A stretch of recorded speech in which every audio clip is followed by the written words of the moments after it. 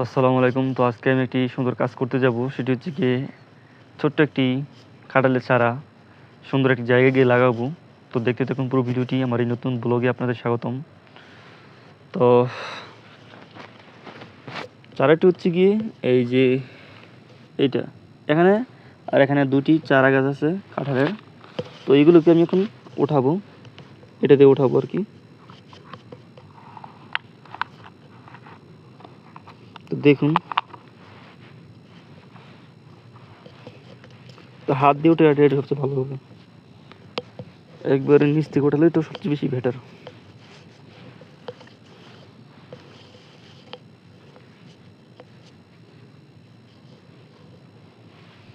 এটা অন্য একটি জায়গায় গিয়ে লাগাবো। তো মূলত এই জায়গায় লাগাবো। আগে ছিল মনে করেন মাঝখানে, এটা ঢালাই করার পর ওইটার মনে করেন যে আপনার চাটা থাকবে না, তো এই জন্য এই জায়গায় নিয়ে আসলাম। তো এখানে আমি লাগিয়ে দিব গাছটা। তো এই গর্ত করি। আল্লাহর সৃষ্টি কি সুন্দর।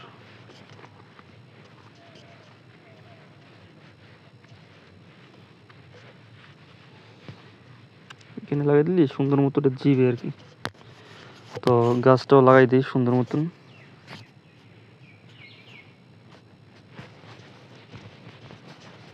বালুর মধ্যে যেহেতু ওটা খুবই ভালোভাবে হবে আর কি।